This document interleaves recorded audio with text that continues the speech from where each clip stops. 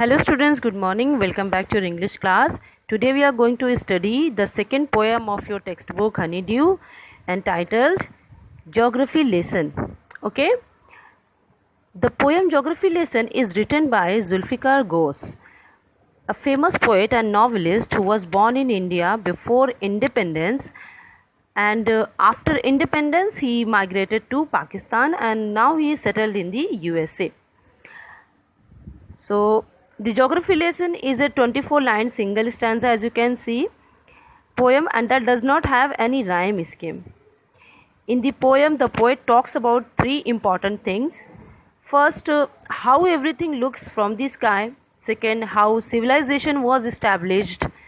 And the third one, the reason behind the unorganized settlement. And the third one is his question to himself, why people hate each other. This is the most important thing.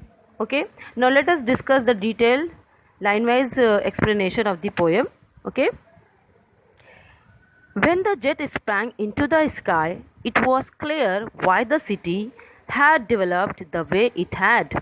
Seeing it scaled 6 inches to the mile, there seemed an inevitability about what on ground had looked haphazard, unplanned, and without style when the jet sprang into the sky. Sprang means to jump or move very quickly. Okay, so now in the first stanza the poet says when the jet sprang means lifted off. When the plane lifted off into the sky, it was clear, which means that the poet understood why the city had developed the way it had, because everything looked so small that a mile seemed to be like 6 inches. Everything looks small from above, and it becomes inevitable, that is, it becomes certain that everything developed unplanned, without style, and without any principle of an organization on the ground, which means earth. Now the poet repeats the first line, when the jet sprang into the sky, that is, he saw all these when the jet, which means airplane, the flight was in the air. Okay, so first stanza में poet ये कहता है कि जब उसके plane ने, jet airplane ने, flight you understood, तो जेट एयरप्लेन जैसे ही आसमान की तरफ ऊंचा उड़ता है तो उसको वहाँ से सिटी बिल्कुल क्लियर दिखाई देती है, और उसको ये समझ में आता है जब 6 इंचेस की दूरी पे उसकी फ्लाइट, जेट एयरप्लेन ऊपर पहुँचता है, तब उसको ये समझ में आता है कि ये जो सिटी है वो किस तरह से डेवलप्ड हुई है. ऐसा नहीं कि किसी एक पर्टिकुलर कोई आके उसको डिज़ाइन करके गया है कि यहाँ पे ये चीज़ होनी चाहिए और यहाँ पे हॉस्पिटल, बिल्डिंग्स और ये सब होनी चाहिए. ऐसा नहीं है. मीन्स लोगों की ज़रूरतें, लोगों के नीड के अकॉर्डिंगली सिटी में डेवलपमेंट्स होते हैं. ओके, जैसे कि जब आप सिटी में चलते हो बहुत सारी गलियों में, सड़कों पे, तो वहाँ पे आपको हैपहैज़र्ड, विच मीन्स बहुत सारे जिगजैग रास्ते, ऊबड़ खाबड़ रास्ते दिखाई देते हैं. लेकिन जैसे ही फ्लाइट में, प्लेन से जब वो ऊंचे ऊपर उठता है पोएट, तो उसको ये रियलाइज़ होता है कि अब भी जो नीचे के हैपहैज़र्ड जितने भी जिगजैग रास्ते थे या गलियाँ या ऊबड़ खाबड़ जो चीज़ें दिखाई पड़ती हैं, वो भी ऊपर आसमान से बिल्कुल एक जैसा नज़र आता है, और ऐसा लगता है कि सब कुछ कितना स्मॉल है. ऊपर से उसको सब कुछ स्मॉल नज़र आता है और सब कुछ लेवल में और प्लान्ड नज़र आता है. ऐसा लगता है कि उसको किसी ने प्लान करके वहाँ पे सेटल कर दिया हो कि यहाँ पे हॉस्पिटल, यहाँ पे बिल्डिंग्स, यहाँ पे स्कूल एंड एक्सेट्रा, ये सारी चीज़ें. विच मीन्स कि जैसे ही उसका प्लेन, जेट प्लेन हवा में 6 माइल्स की दूरी तय करता है, उसको उस आसमान से नीचे की सारी चीज़ें स्मॉल नज़र आनी शुरू हो जाती हैं, छोटी दिखती हैं. और इस तरह से जैसे ही और ऊंचाई पे वो पहुंचता है, तब उसको ऐसा रियलाइज़ होता है कि जितनी भी डेवलपमेंट सिटी में हुई है वो बिल्कुल प्लानिंग के साथ किसी ने करी है. Okay, Now let's move on to the second stanza. When the jet reached 10,000 feet, it was clear why the country had cities where the rivers ran and why the valleys were populated. The logic of geography, that land and water attracted man, was clearly delineated when the jet reached 10,000 feet.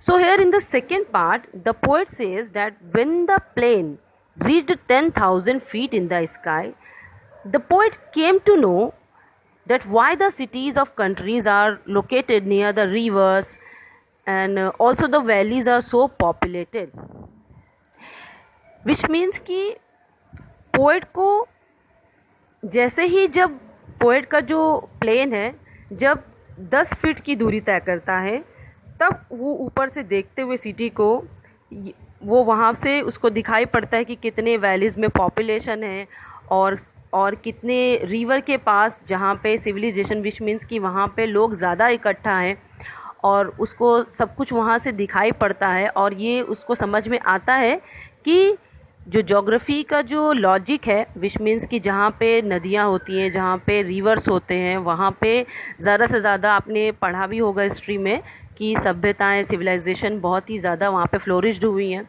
तो क्यों ऐसा होता है? क्योंकि नदियों से आपको human beings को डिफरेंट रिसोर्सेज के लिए पानी मिल जाता है ईजिली। जैसे कि अगर पानी की जगहों पे जहाँ पे रिवर्स फ्लो होती हैं, जहाँ पे स्ट्रीम होती हैं, जहाँ पे नदियाँ बहती है, वहाँ पे पॉपुलेशन आपने देखा होगा थिक होती है, घनी आबादी होती है, क्योंकि लोगों को चाहे वो इंडस्ट्री सेटल करना हो या फिर फार्मिंग करनी है या एग्रीकल्चर करना है, तो उसके लिए वाटर रिसोर्सेज ईजिली अवेलेबल हो जाते हैं। Okay, so that is why these the areas near the rivers are really so much populated. Okay, now next the poet provides the logic of geography, which is clearly delineated, that means depicted. It is very expressed clearly that the reason that made the people settle in an unorganized way. Okay, now according to him, land and water, which are the lifeline and the reason for our survival, attracted the early humans. The land here refers to the green land and which we cultivate food and make the shelter. Like the previous stanza, the poet repeats the line, when the jet airplane reached 10,000 feet, to tell that he came to know about all these only when the airplane was 10,000 feet up in the sky and he could see land and water. तो जैसे ही 10 feet की दूरी पे ऊंचाई पे उसका plane पहुंचता है और वहाँ से वो लैंड और वाटर को देखता है, तब वो समझ पाता है कि ज्योग्राफी का जो मेन लॉजिक है कि जहाँ पे नदियाँ हैं, जहाँ पे वाटर है, वहाँ पे पॉपुलेशन की डेंसिटी ज़्यादा होती है। और पुराने टाइम पे भी जो अर्ली लोग जो जिन्होंने सिविलाइजेशन जितनी भी अभी तक गई है, उन्होंने वहाँ पे उतना फ्लोरिश क्यों किया, कैसे कर पाए? क्योंकि उनको इन नदियों के पानी से बहुत ही ज़्यादा हेल्प मिलती रही और इसीलिए वजह से वहाँ पे कल्टीवेशन बहुत आसानी से किया जा सकता है, खेती की जा सकती है। और ग्रीन लैंड आपने देखा होगा, जो वैली होती है, जहाँ पे जो प्लेन लैंड्स होते हैं, फ्लैट लैंड्स, वहाँ पे लोग रहना ज़्यादा पसंद करते हैं, क्योंकि पहाड़ों पे अगर आप रहने जाओगे तो वहाँ पे कम्युनिकेशन मुश्किल है, वहाँ पे आपको टेक्नोलॉजिकल या फिर एग्रीकल्चर बहुत मुश्किल है वहाँ पे। लेकिन फ्लैट लैंड्स के में रहना आपके लिए बहुत ही सूटेबल होता है लाइफ के लिए, और इसीलिए वहाँ पे लोग ज़्यादा बसते हैं। ठीक है, तो पोएट को ये रियलाइजेशन होता है जब वो 10 फीट की ऊंचाई पर, उसका जो एयरप्लेन है जब 10 फीट की ऊंचाई पर जाता है और वो वहाँ से नीचे अर्थ की तरफ देखता है, उस ग्राउंड की तरफ देखता है और उसको नदियाँ और पानी दिखाई पड़ते हैं, लैंड दिखाई पड़ते हैं, तब उसको समझ में आता है कि यहाँ लोगों को लैंड और वाटर के पास इतनी ज़्यादा पॉपुलेशन क्यों होती है। Okay, now when the jet rose 6 miles high, it was clear the earth was round and that it had more sea than land. Okay, so in this third part, the poet says that when the airplane was at the height of around 6 miles, it became clear that the earth is round and that it has more sea here it means water, than land. But it was difficult to understand that the men on the earth found causes to hate each other, to build walls across cities, and to kill from that height. It was not clear why.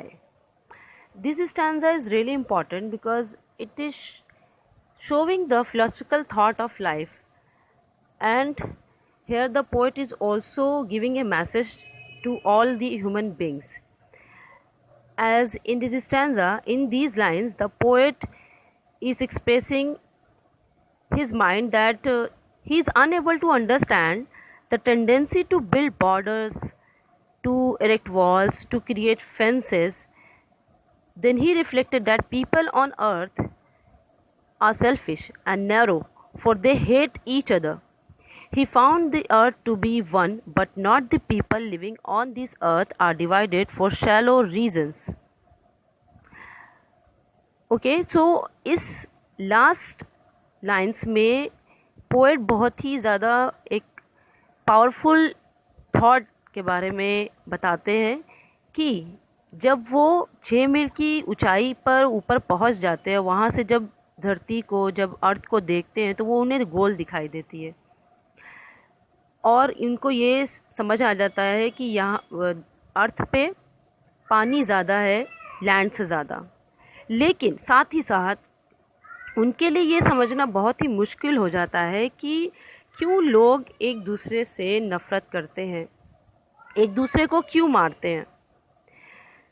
तो उनके लिए एक mystery है कि अगर देखा जाए तो ह्यूमन बींग्स ने कितनी डेवलपमेंट कर ली